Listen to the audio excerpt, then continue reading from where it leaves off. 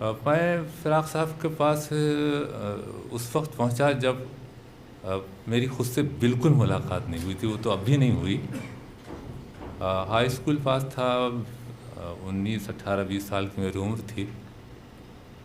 مجھے یہ بتایا گیا تھا کہ فراق صاحب شاعروں سے بہت اچھا سلوک نہیں کرتے، اجازت نہیں ہے ان کے ہاں شاعروں کا آنے کی، غلط یا صحیح کسی نے بتایا ہوگا۔ تو میں جاتا رہتا تھا، کچھ رمیش بھائی سے دوستی رہی، کچھ قریب ہوتا گیا ان کے کام بھی میں ان کے لکھنے پڑھنے کا کرتا رہا، اور کبھی یہ نہیں میں نے بتا کے دیا کہ میں خود بھی شعر کہتا ہوں، اور وہ اکثر کہتے بھی تھے، لوگوں سے تعارف کراتے تھے کہ یہ لڑکا ٹھیک ہے، اس کی سب سے بڑی خوبی یہ ہے کہ یہ شعر نہیں کہتا۔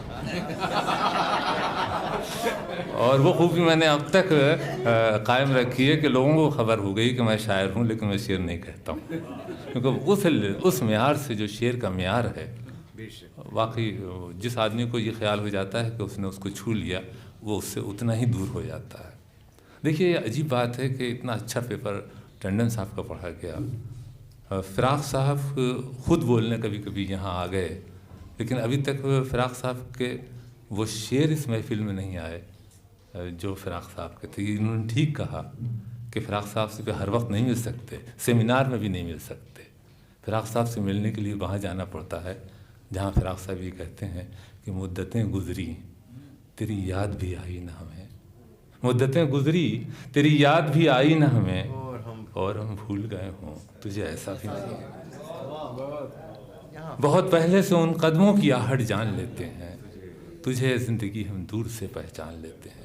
عشقیہ شاعری نہیں، انقلاب ہو، وہ انقلاب جس کے لیے تلوار پھینک دی تھی ترقی پسندوں نے، قلم پھینک دی تھی اور تلوار اٹھا لیا تھا۔ وہ ساری بڑی بڑی کتابیں لکھتے رہے، لیکن انقلاب کو 2 مصروں میں کئی صدیوں کے انقلاب کو باندھ لینا، غزل بنا لینا صرف فراق کا کام تھا۔ دیکھ رفتار انقلاب فراق، کتنی آہستہ اور کتنی تیز، دونوں باتیں کتنی صدیوں سے آپ پتہ ہی نہیں چل رہا کہ انقلاب نہیں آ رہا اور ایک لمحے میں آتا وہ لمحہ۔ تو اس طرح میں آپ سے یہ عرض کرنا چاہ رہا تھا کہ رمیش صاحب کی یہ بات بالکل سچ ہے کہ فراق صاحب کو تلاش کرنا چاہیے اور اس میں کھونے کی سعادت حاصل کرنا چاہیے، بس یہ فراق سے ملنے کا ایک زینہ ہے۔ ایک عجیب بات میں آپ لوگوں کے سامنے فراق صاحب کے ہی وسیلے سے آگے عرض کروں گا۔ شروع میں آپ کو ایسا لگے گا کہ میں کچھ اور بات کہنے جا رہا ہوں۔ فراق صاحب سے بڑا انگریزی داں اردو میں ابھی تک کوئی نہیں پیدا ہوا، انگریزی داں، اور اسی کے وسیلے سے شاید ہندوستانی ادبیات سے زیادہ مغربی ادبیات پر بھی ان کی، شعریات پہ تو خاص طور پہ نظر تھی، اور خاص طور پر رومانٹک پیریڈ کو جس طرح سے وہ غزل بنا لیتے تھے وہ انہی کا حصہ تھا۔ ایک عجیب بات ہے، جیسے میں آپ سے کہوں کہ آج ہم دو جملے نہیں بول سکتے، یہاں سے باہر نکل کر کے یہ نہیں بتا سکتے کہ یہاں کون بیٹھا تھا، کیا پہنے تھا، کس کے ذریعے میری آپ کی گفتگو ہو رہی تھی، اگر انگریزی کے لفظ ہم استعمال نہ کریں۔ میں کہوں گا کہ لائٹ چلی گئی، چلی گئی، روشنی چلی گئی تھی تو جنریٹر چلایا تو روشنی آئی، مائک سے یہ بول رہے تھے، سامنے کیمرہ میری تصویر لے رہا تھا، آپ شعر پڑھ رہے تھے لیکن مجھے آپ کی وہ شرٹ بہت اچھی لگ رہی تھی۔ تو اس طرح جب ہماری زندگی میں 500 لفظ ہیں زندگی میں ہمارے جو ہم برتتے ہیں، اور کم 400، اور اس میں 200 سے زیادہ انگریزی لفظ ہیں، اور انگریزی کے سب سے بڑے شاعر رگھوپتی صاحب فراق کے ہاں غزل کا ایک لفظ انگریزی کا نہیں آیا، یہ مجھے بہت پریشان کرتا رہتا تھا۔ تو بہت ڈرتے ڈرتے میں نے ان سے ایک دن پوچھا تو انہوں نے وہی بات کہی جو بھی بار بار یہاں دہرائی گئی ہے کہ کتاب سے، علم سے شاعر کا رشتہ نہیں ہوتا، صدیوں جب ہم کسی چیز کو جی لیتے ہیں تب وہ غزل بن سکتی ہے۔ आपने माइक ला के रख दिया है। अभी तक माइक पे उर्दू में शेर इसलिए नहीं कहा जा सका कि हम इस माइक को मुश्किल से 25 साल से जी रहे हैं। शेर नहीं बना सकते, प्रोज़ लिख सकते हैं। तो फिराक साहब के यहाँ अगर आप ये देखें कि पुरानी लफ्ज़ियात का जो नयापन है वो इसलिए था कि वो 200 साल 300 साल की ज़िंदगी और लफ्ज़ों को अपने तौर पर नई ज़िंदगी से जीते थे। और मुझे यकीन था कि ज़ाहिर है कि जिए तो बहुत दिनों तक, लेकिन जो उनका क्रिएटिव पीरियड था बहुत बीमार रहने लगे थे और बेदार तो हमेशा रहे। तो 60-70 तक इसलिए उन्होंने गज़ल में कभी ऐसे लफ्ज़ों को आने नहीं दिया जो हमारी ज़िंदगी का हिस्सा, उस ज़िंदगी का नहीं जो हम बरत रहे हैं और खा पी रहे हैं, बल्कि वो ज़िंदगी जो हमारे लाशऊर में रच बस गई है। तो इस तरह से वो ये इशारा ज़रूर दे गए थे बार बार अपनी तहरीरों से कि जो ज़िंदगी हम शऊर से ज़्यादा लाशऊर में जीते हैं, जिन लफ्ज़ों को इस्तेमाल करते हैं, जब वो हमारे शायरी का हिस्सा बन सकेंगी, तब हम ये नहीं कि आज कोई चीज़ देखी उसको हम गज़ल और शायरी नहीं बना सकते। तो फिराक साहब की एक आपको ज़रा सी एक कैफियत और बता दें जिसने बहुत से लोगों को बिल्कुल ख़राब होने से बचाया।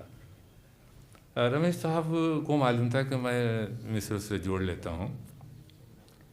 एक दिन मैं वहाँ गया तो फिराक साहब लान में टहल रहे थे, अजीब सी कैफियत थी और एक शेर वो अपनी ऐसी रोनी मगर दुनिया की शायद सबसे दिल में उतरने जाने वाली आवाज़ में रोते हुए, जब वो गाते थे तो रोते हुए लगते थे, वही सबसे ज़्यादा खूबसूरत तरन्नुम होता था।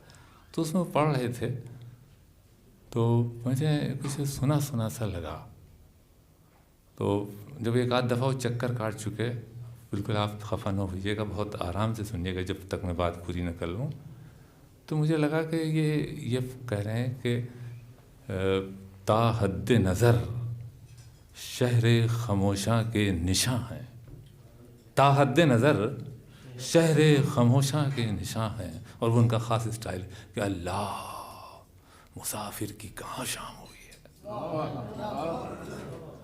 तो साहब ये जब जैसे आपने वाह वाह की तो मैं भी बड़ा दम बखुद था। मैंने उनसे घबरा के उनसे पूछा कि ये शेर आप ये शेर क्यों पढ़ रहे हैं? कहने लगे भाई मैंने 20,000 शेर हैं, खुदाए सुखन कहते थे मीर को, खुदाए सुखन मीर के, और मैंने कोई 20 बार उन्हें पढ़ा है। मैं इस शेर को मैंने मीर को कैसे मैं ओवरलुक कर गया।